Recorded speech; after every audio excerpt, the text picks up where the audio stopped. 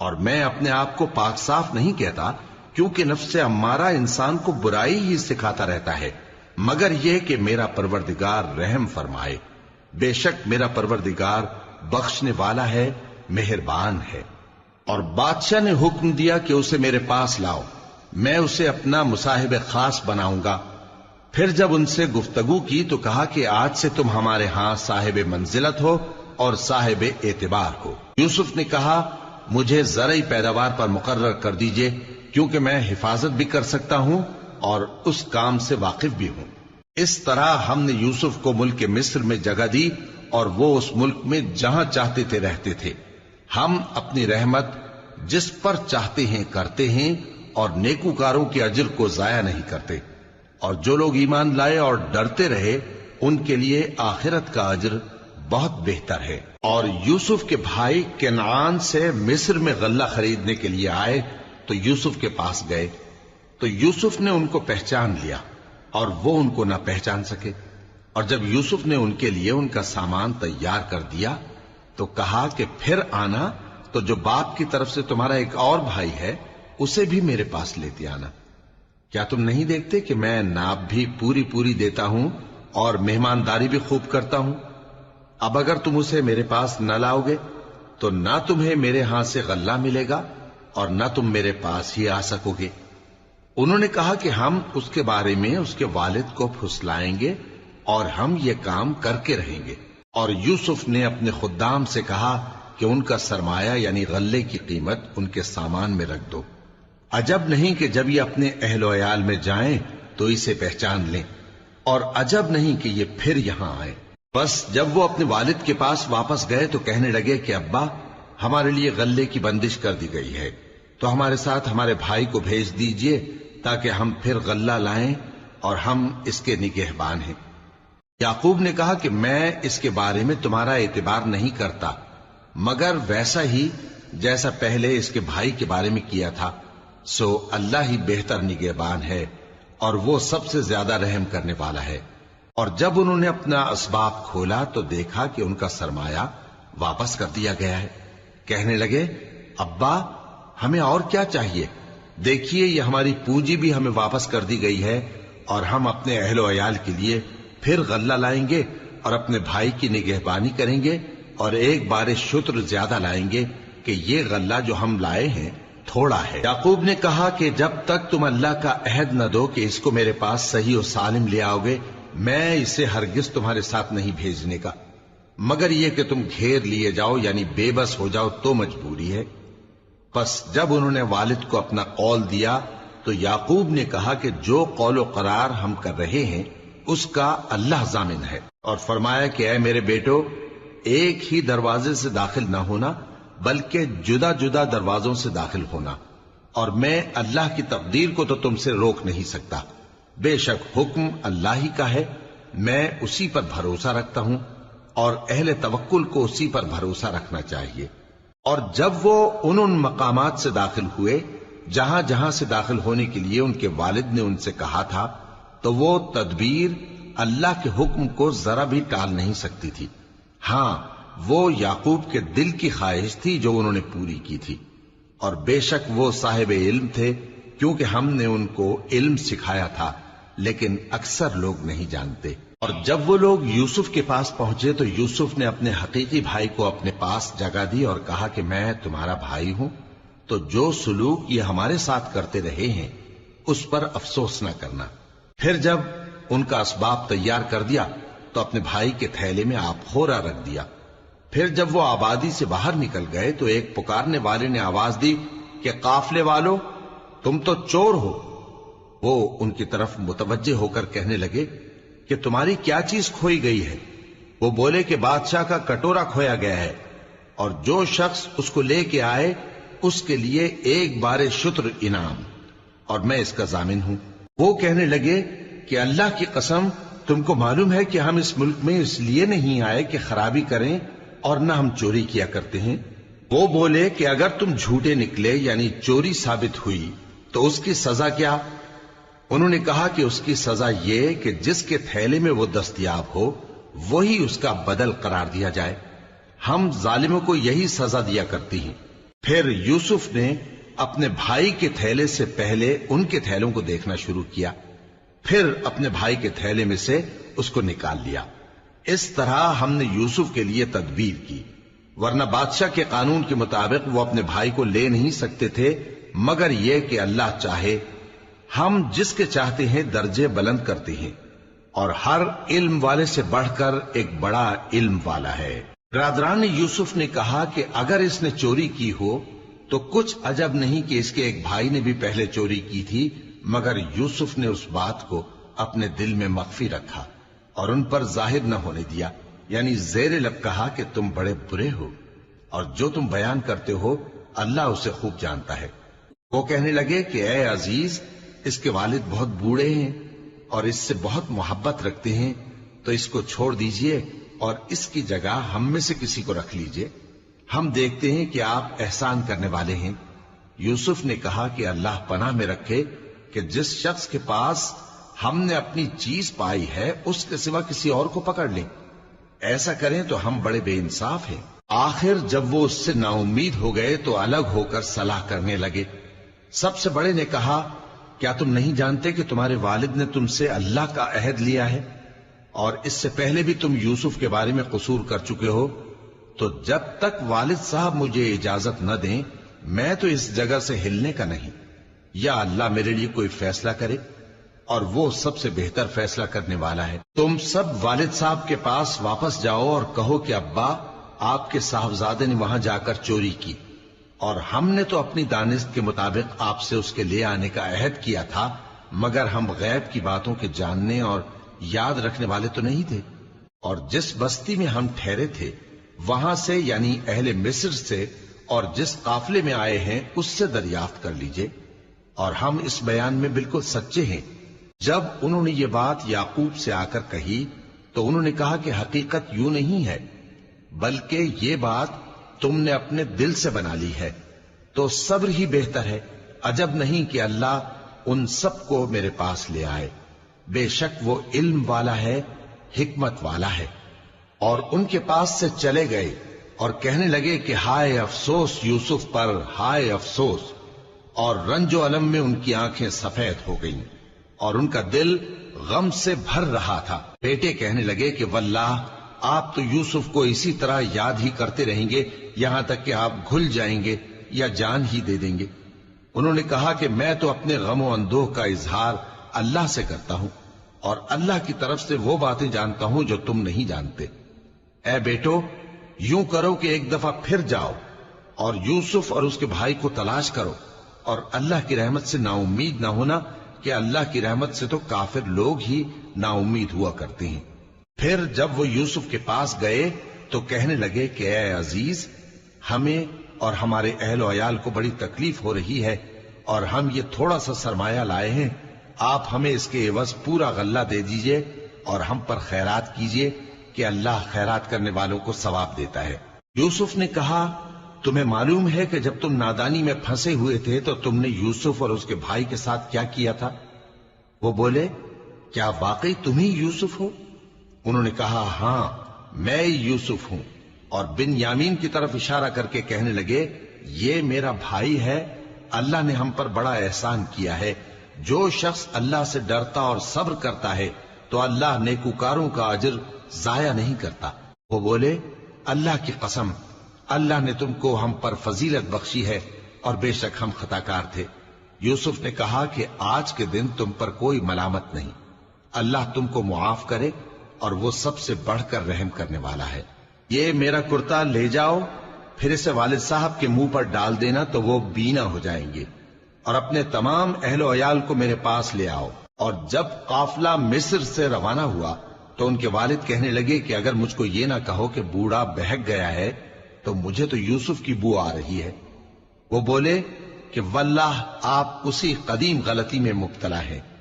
مگر جب خوشخبری دینے والا آپ پہنچا تو اس نے کرتا ان کے منہ پر ڈال دیا، سو وہ بینا ہو گئے، اور بیٹوں سے کہنے لگے، کیا میں نے تم سے نہیں کہا تھا کہ میں اللہ کی طرف سے وہ باتیں جانتا ہوں جو تم نہیں جانتے؟ بیٹوں نے کہا کہ ابا، ہمارے لیے ہمارے گناہ کی مغفرت مانگیے، بے شک ہم خطا کار تھے۔ فرمایا، میں اپنے پروردگار سے تمہارے لیے بخشش مانگوں گا، بے شک وہ بخشنے والا ہے، مہربان ہے۔ پھر جب یہ سب لوگ یوسف کے پاس پہنچے تو انہوں نے اپنے والدین کو اپنے پاس جگہ دی اور کہا مصر میں داخل ہو جائیے، اللہ نے چاہا تو امن و امان سے رہیے گا، اور اپنے والدین کو تخت پر بٹھایا اور سب ان کے آگے سجدے میں گر پڑے۔ اور اس وقت یوسف نے کہا ابا جان، یہ میرے اس خواب کی تعبیر ہے جو میں نے پہلے بچپن میں دیکھا تھا، میرے پروردگار نے اسے سچ کر دیا اور اس نے مجھ پر بہت سے احسان کیے ہیں کہ مجھ کو قید خانے سے نکالا، اور اس کے بعد کہ شیطان نے مجھ میں اور میرے بھائیوں میں فساد ڈال دیا تھا آپ کو گاؤں سے یہاں لایا۔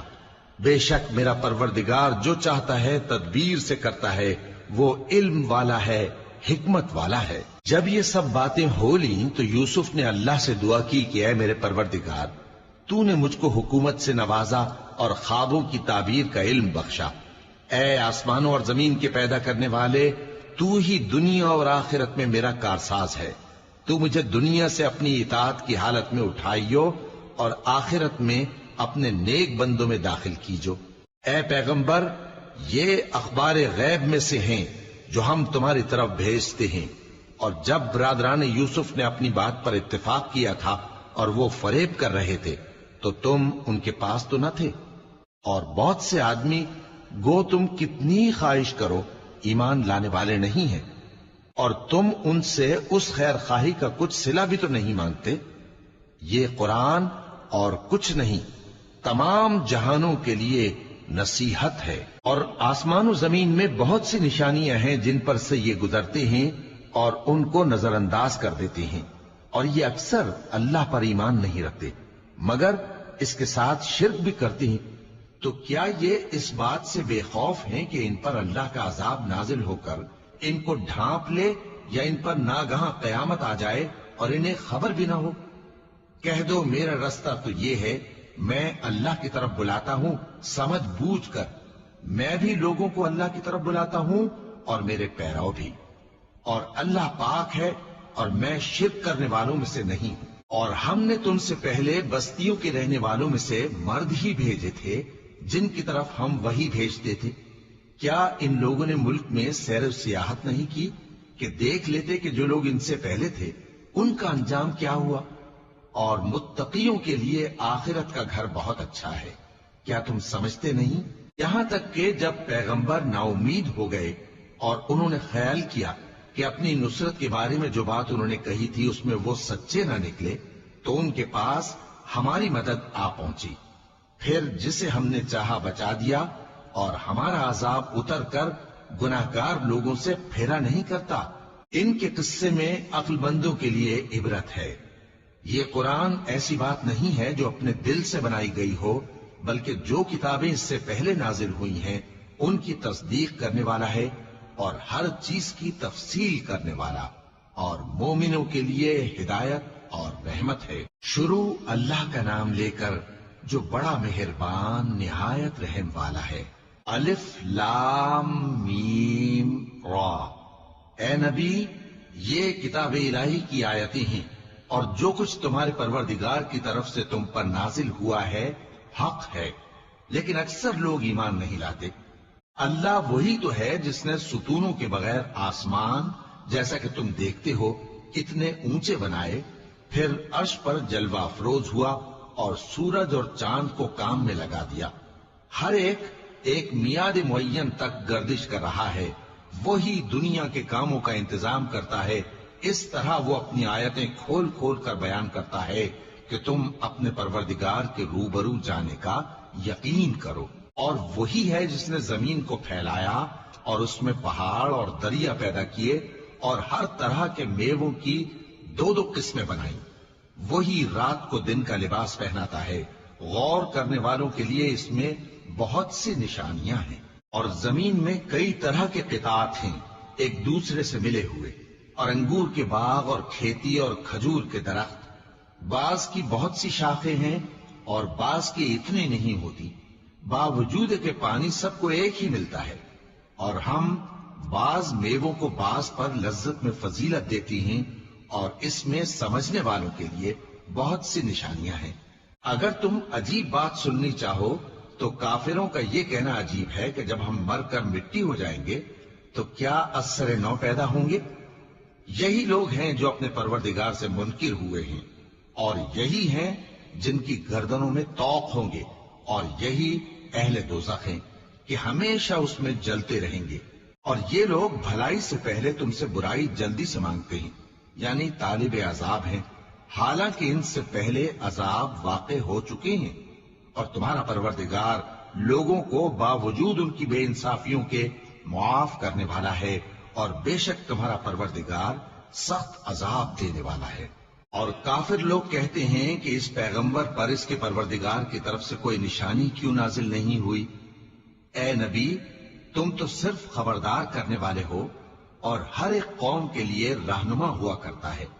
اللہ ہی اس بچے سے واقف ہے جو عورت کے پیٹ میں ہوتا ہے، اور وہی پیٹ کے سکڑنے اور بڑھنے سے بھی واقف ہے، اور ہر چیز کا اس کے ہاں ایک اندازہ مقرر ہے۔ وہ چھپی اور ظاہر چیزوں کا جاننے والا ہے، سب سے بزرگ ہے، عالی رتبہ ہے۔ کوئی تم میں سے چپکے سے بات کہے یا پکار کر، یا رات کو کہیں چھپ جائے یا دن کی روشنی میں کھلم کھلا چلے پھرے، اللہ کے نزدیک برابر ہے۔ اس کے آگے اور پیچھے اللہ کے چوکیدار ہیں جو اللہ کے حکم سے اس کی نگرانی کرتے ہیں۔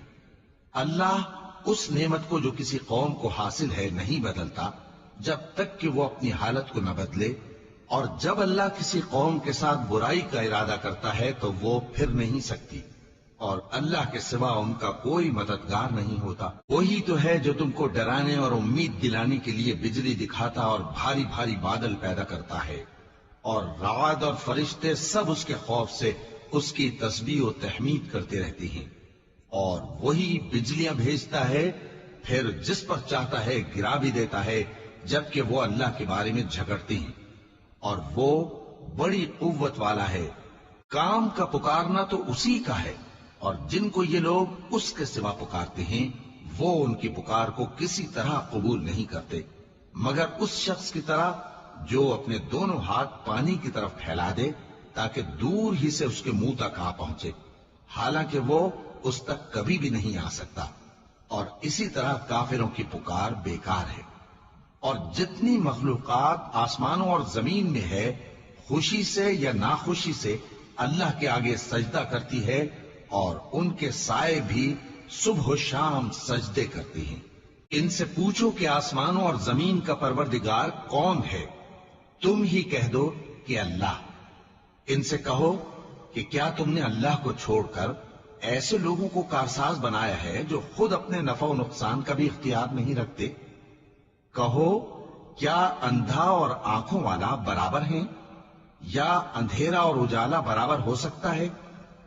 بھلا ان لوگوں نے جن کو اللہ کا شریک مقرر کیا ہے، کیا انہوں نے اللہ کسی مخلوقات پیدا کی ہے جس کے سبب ان کے لیے مخلوقات مشتبہ ہو گئی ہے؟ کہہ دو کہ اللہ ہی ہر چیز کا پیدا کرنے والا ہے، اور وہ یکتا ہے، بڑا زبردست ہے۔ اسی نے آسمان سے مے برسایا، پھر اس سے اپنے اپنے اندازے کے مطابق نالے بہ نکلے، پھر پانی پر پھولا ہوا جھاگ آ گیا۔ اور جس چیز کو زیور یا کوئی اور سامان بنانے کے لیے آگ میں تپاتے ہیں اس میں بھی ایسا ہی جھاگ ہوتا ہے۔ اس طرح اللہ حق و باطل کی مثال بیان فرماتا ہے۔ سو جھاگ تو سوکھ کر زائل ہو جاتا ہے، اور پانی جو لوگوں کو فائدہ پہنچاتا ہے وہ زمین میں ٹھہرا رہتا ہے۔ اس طرح اللہ صحیح اور غلط کی مثالیں بیان فرماتا ہے تاکہ تم سمجھو۔ جن لوگوں نے اللہ کے حکم کو قبول کیا ان کی حالت بہت بہتر ہوگی، اور جنہوں نے اس کو قبول نہ کیا، اگر روئے زمین کے سب خزانے ان کے اختیار میں ہوں تو وہ سب کے سب اور ان کے ساتھ اتنے ہی اور نجات کے بدلے میں صرف کر ڈالیں، مگر نجات کہاں؟ ایسے لوگوں کا حساب بھی برا ہوگا، اور ان کا ٹھکانہ بھی دوزخ ہے، اور وہ بری جگہ ہے۔ بھلا جو شخص یہ جانتا ہے کہ جو کچھ تمہارے پروردگار کی طرف سے تم پر نازل ہوا ہے حق ہے، وہ اس شخص کی طرح ہے جو اندھا ہے، اور سمجھتے تو وہی ہیں جو عقل مند ہیں، جو اللہ کے عہد کو پورا کرتے ہیں اور قول و قرار کو نہیں توڑتے، اور جن رشتوں کے جوڑے رکھنے کا اللہ نے حکم دیا ان کو جوڑے رکھتے، اور اپنے پروردگار سے ڈرتے رہتے اور برے حساب سے خوف رکھتے ہیں، اور جو اپنے پروردگار کی خوشنودی حاصل کرنے کے لیے مصائب پر صبر کرتے ہیں اور نماز پڑھتے ہیں، اور جو مال ہم نے ان کو دیا ہے اس میں سے پوشیدہ اور ظاہر خرچ کرتے ہیں اور نیکی سے برائی کو دور کرتے ہیں، یہی لوگ ہیں جن کے لیے عاقبت کا گھر ہے، یعنی ہمیشہ رہنے کے باغات جن میں وہ داخل ہوں گے، اور ان کے باپ دادوں اور بیویوں اور اولاد میں سے جو نیکوکار ہوں گے وہ بھی بہشت میں جائیں گے، اور فرشتے بہشت کے ہر ایک دروازے سے ان کے پاس آئیں گے اور کہیں گے تم پر سلام ہو، یہ تمہاری ثابت قدمی کا بدلہ ہے، اور عاقبت کا گھر خوب گھر ہے۔ اور جو لوگ اللہ سے پختہ عہد کر کے اس کو توڑ ڈالتے اور جن رشتوں کے جوڑے رکھنے کا اللہ نے حکم دیا ہے ان کو قطع کر دیتے اور ملک میں فساد کرتے ہیں، ایسوں پر لعنت ہے اور ان کے لیے برا انجام ہے۔ اللہ جس کا چاہتا ہے رزق فراخ کر دیتا ہے اور جس کا چاہتا ہے تنگ کر دیتا ہے، اور کافر لوگ دنیا کی زندگی پر خوش ہو رہے ہیں، اور دنیا کی زندگی آخرت کے مقابلے میں بہت تھوڑا سامان ہے۔ اور کافر کہتے ہیں کہ اس پیغمبر پر اس کے پروردگار کی طرف سے کوئی نشانی کیوں نازل نہیں ہوئی؟ کہہ دو کہ اللہ جسے چاہتا ہے گمراہ کرتا ہے، اور جو اس کی طرف رجوع ہوتا ہے اس کو اپنی طرف کا رستہ دکھاتا ہے، یعنی ان کو جو ایمان لاتے اور جن کے دل اللہ کی یاد سے آرام پاتے ہیں ان کو۔ اور سن رکھو کہ اللہ کی یاد سے ہی دل آرام پاتے ہیں۔ جو لوگ ایمان لائے اور عمل نیک کیے ان کے لیے خوشحالی اور عمدہ ٹھکانہ ہے۔ جس طرح ہم پہلے پیغمبر بھیجتے رہے ہیں اسی طرح اے نبی ہم نے تم کو اس امت میں جس سے پہلے بہت سی امتیں گزر چکی ہیں بھیجا ہے، تاکہ تم ان کو وہ کتاب جو ہم نے تمہاری طرف بھیجی ہے پڑھ کر سنا دو۔ اور یہ لوگ رحمان کو نہیں مانتے، کہہ دو وہی تو میرا پروردگار ہے، اس کے سوا کوئی معبود نہیں، میں اسی پر بھروسہ رکھتا ہوں اور اسی کی طرف رجوع کرتا ہوں۔ اور اگر کوئی قرآن ایسا ہوتا کہ اس کی تاثیر سے پہاڑ چل پڑتے یا زمین پھٹ جاتی یا مردوں سے کلام کر سکتے تو کیا یہ لوگ ایمان لے آتے؟ بات یہ ہے کہ سب باتیں اللہ کے اختیار میں ہیں، تو کیا مومنوں کو اس سے اطمینان نہیں ہوا کہ اگر اللہ چاہتا تو سب لوگوں کو ہدایت کے رستے پر چلا دیتا؟ اور کافروں پر ہمیشہ ان کے اعمال کے بدلے آفت آتی رہے گی یا ان کے مکانات کے قریب نازل ہوتی رہے گی یہاں تک کہ اللہ کا وعدہ آ پہنچے۔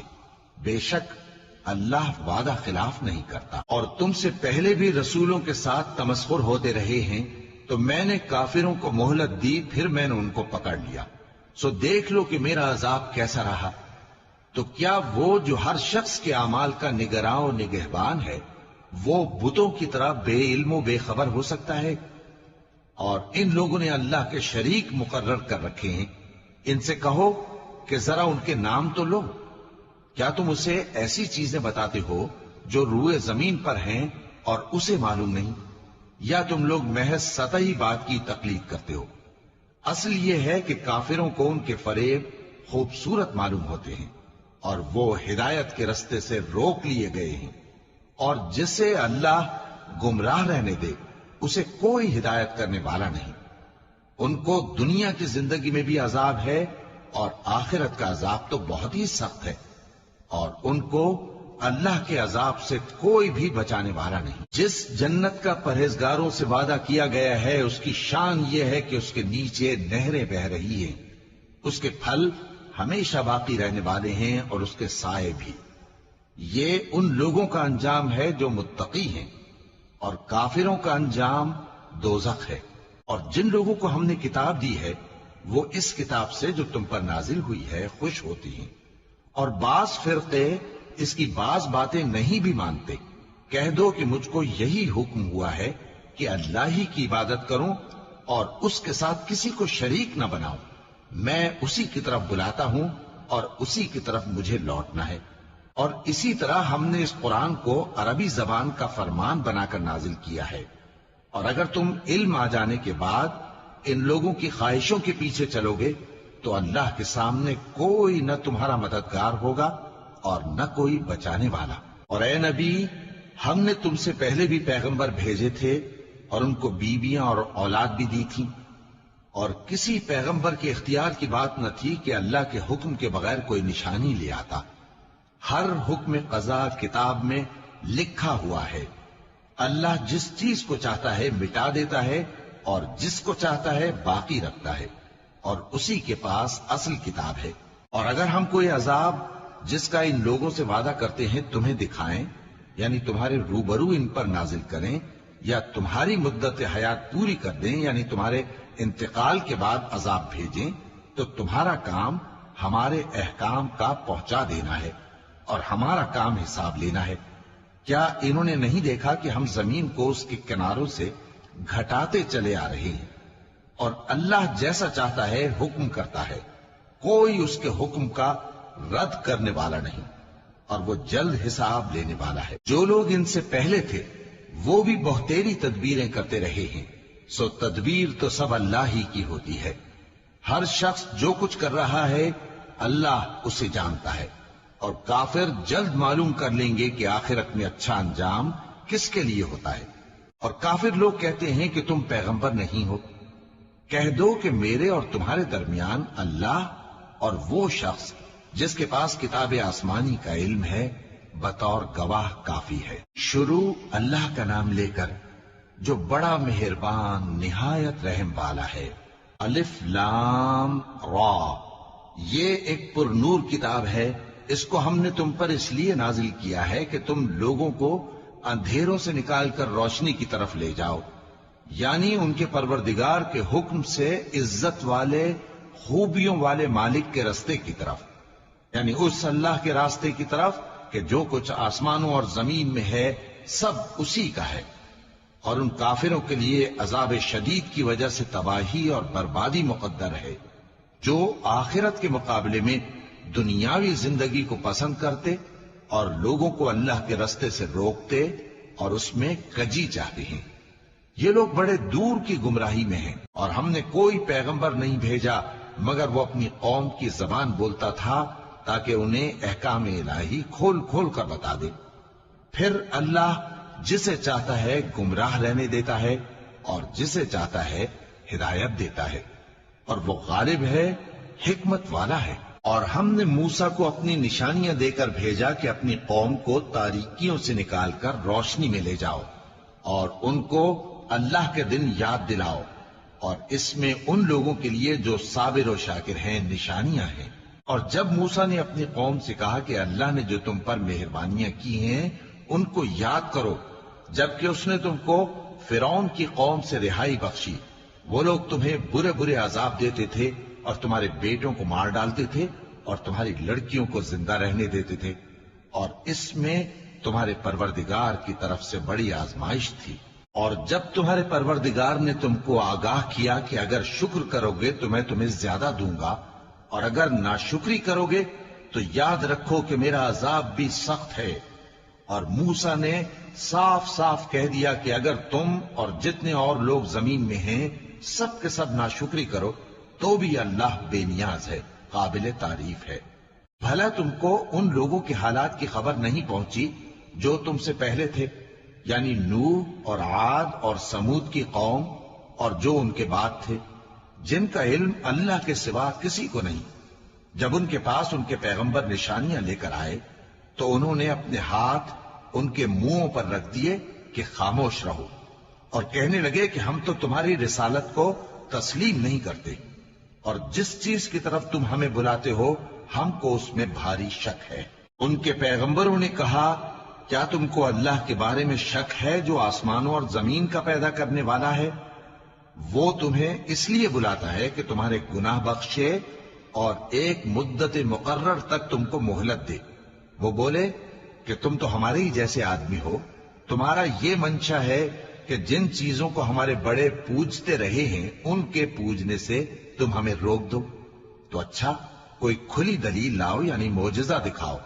پیغمبروں نے ان سے کہا کہ ہاں ہم تمہارے ہی جیسے آدمی ہیں، لیکن اللہ اپنے بندوں میں سے جس پر چاہتا ہے نبوت کا احسان کرتا ہے، اور ہمارے اختیار کی بات نہیں کہ ہم اللہ کے حکم کے بغیر تمہاری فرمائش کے مطابق معجزہ دکھائیں، اور اللہ ہی پر مومنوں کو تو بھروسہ رکھنا چاہیے۔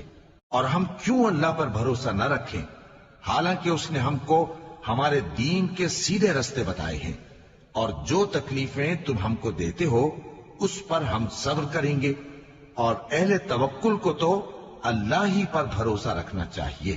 اور جو کافر تھے انہوں نے اپنے پیغمبروں سے کہا کہ یا تو ہم تم کو اپنے ملک سے باہر نکال دیں گے یا تم ہمارے مذہب میں واپس آ جاؤ۔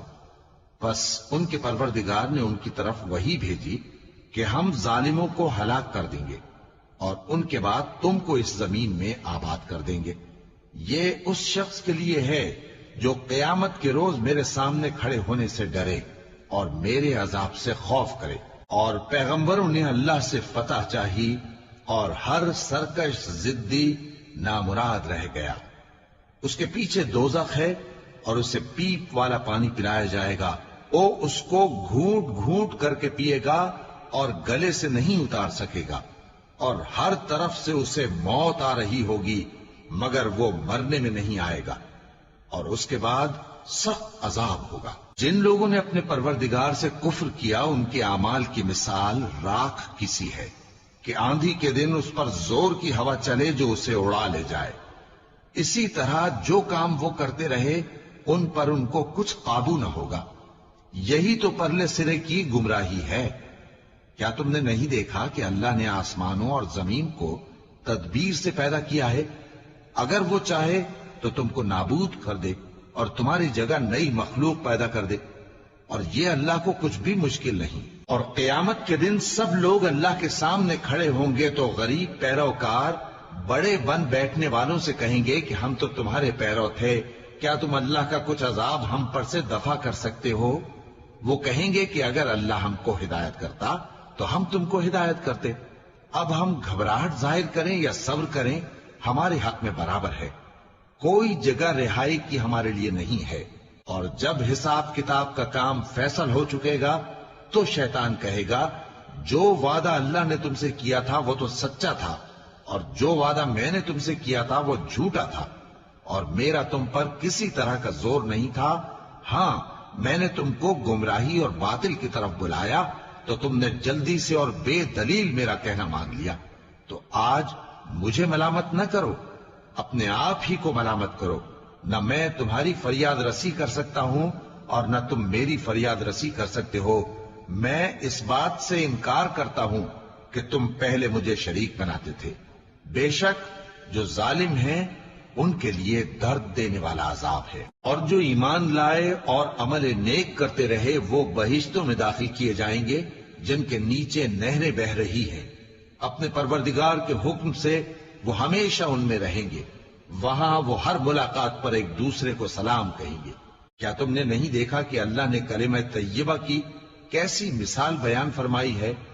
وہ ایسی ہے جیسے پاکیزہ درخت جس کی جڑ مضبوط ہو اور شاخیں آسمان میں پھیلی ہوں، وہ اپنے پروردگار کے حکم سے ہر موقع پر پھل لاتا ہو۔ اور اللہ لوگوں کے لیے مثالیں بیان فرماتا ہے تاکہ وہ نصیحت حاصل کریں۔ اور ناپاک بات یعنی غلط عقیدے کی مثال ناپاک درخت کی سی ہے کہ وہ زمین کے اوپر ہی سے اکھیڑ کر پھینک دیا جائے، اس کو ذرا بھی قرار و ثبات نہیں۔ اللہ مومنوں کے دلوں کو صحیح اور پکی بات سے دنیا کی زندگی میں بھی مضبوط رکھتا ہے اور آخرت میں بھی رکھے گا، اور اللہ بے انصافوں کو گمراہ کر دیتا ہے، اور اللہ جو چاہتا ہے کرتا ہے۔ کیا تم نے ان لوگوں کو نہیں دیکھا جنہوں نے اللہ کے احسان کو ناشکری سے بدل دیا اور اپنی قوم کو تباہی کے گھر میں لا اتارا، یعنی دوزخ میں، کہ سب ناشکرے اس میں داخل ہوں گے اور وہ برا ٹھکانہ ہے۔ اور ان لوگوں نے اللہ کے شریک مقرر کیے کہ لوگوں کو اس کے رستے سے گمراہ کریں۔